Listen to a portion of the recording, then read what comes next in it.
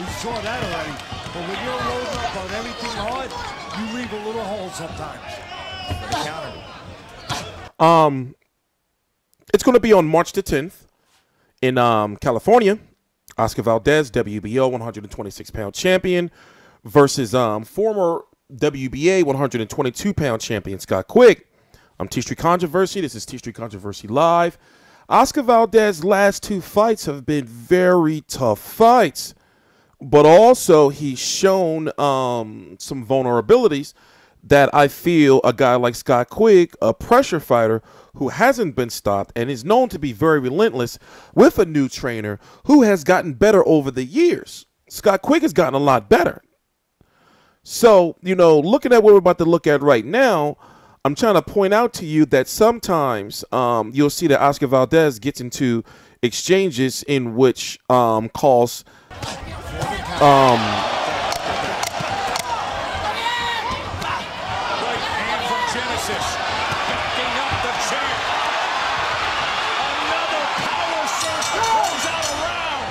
now,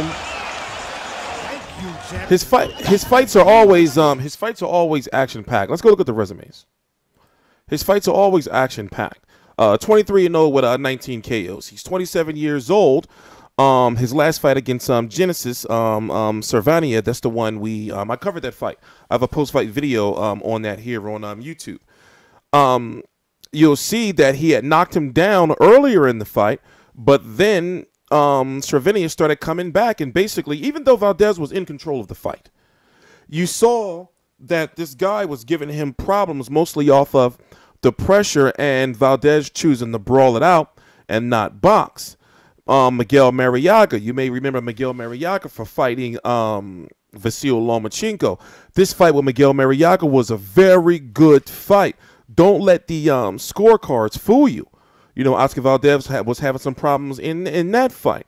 And if you can see, since he won the championship, after he beat Gradovich, was that next fight, basically people have been wanting to match him up with names like Leo Santa Cruz and Abner Maris, but with the political landscape going on with those guys being over on Showtime or with Al Heyman and Valdez being top ranked ESPN, even though top rank will make fights with Al Heyman if they absolutely have to. Now it's that bigger network divide, and Oscar Valdez versus Scott Quigg is a very big fight in my opinion.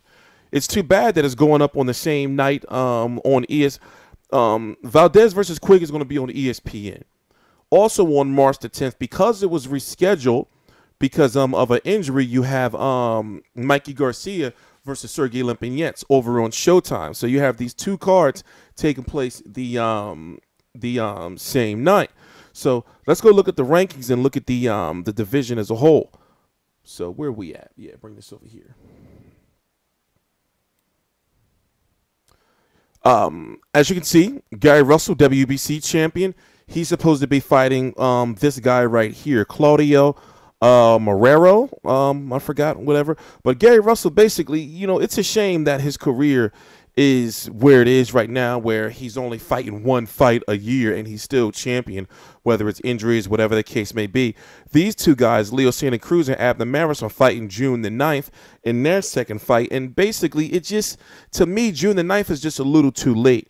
You know, you have Lee Selby taking on Josh Warrington, but then you have Carl Frampton. Now, expect for next month, not this month, because they haven't been released yet, but expect for the February rankings to have Nonito Donaire ranked here, because Frank Warren, the promoter of Carl Frampton, is trying to get Carl Frampton versus Nonito Donaire to be a WBO eliminator, to be the mandatory for the winner of Oscar Valdez versus Scott Quigg.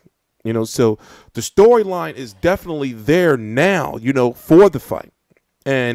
And what I've noticed is a lot of people are not talking about it, or more so, I guess, YouTube media, or, you know, the top YouTube media guys are not really talking about it, I guess. I mean, I'm talking about it, you know, and I consider myself a top YouTube media guy. But anyway, let's go look at Scott Quigg.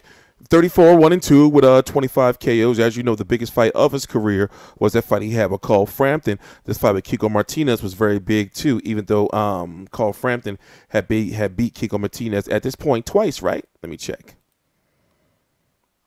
I cover all these fights, but you'd be surprised. Like I have like some memory loss issues, and that shit be fucking with me.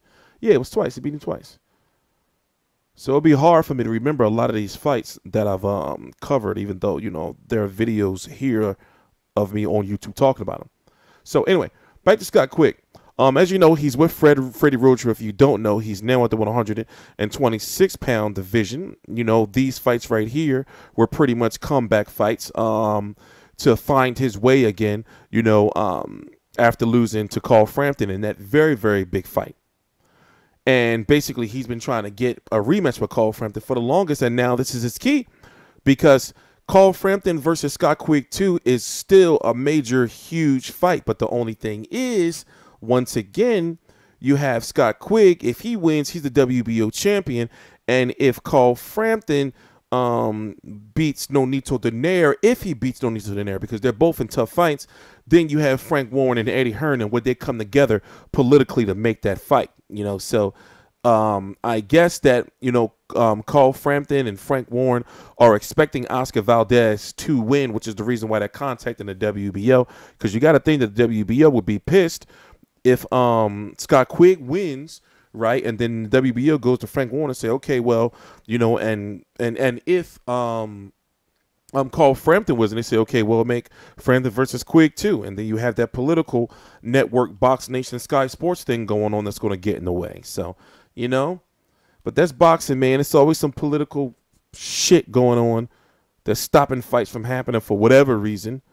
So, I mean, I would entertain Carl Frampton versus Scott Quigg too. You know, just because of the fact that the way the first fight ended, and it's in a new weight class, you know, where both fighters should be, you know, healthier, or you know, this is 4+ pounds more than they had to shed. And Carl Frampton was slowing down in the second fight, you know. So in regards to Scott Quigg, I really do feel he has the pressure fighting ability, you know, a better overall fighter than Miguel Mariaga, a better overall fighter than Genesis Savania.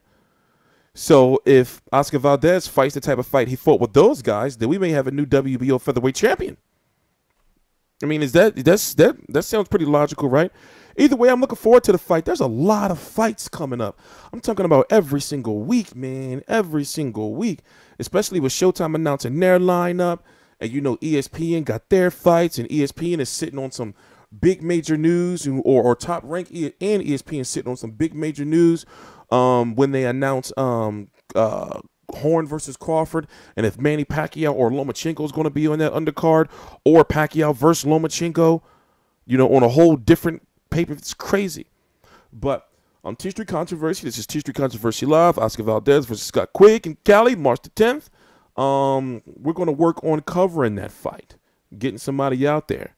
If you're interested in helping out in any way, shape, or form, you know, not just in the California area, we pretty much got somebody already holding it down out there. But of course, we can, you know, need help everywhere. I'm talking about, like, you know, if you're down in Florida where Keith Thurman is, you know, if you're over in Ohio, you know, where Adrian Broner and Robert Easter and all those guys are.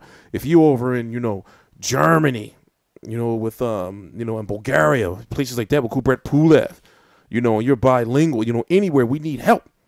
On TstreeT Controversy, this is TstreeT Controversy Live. Please subscribe.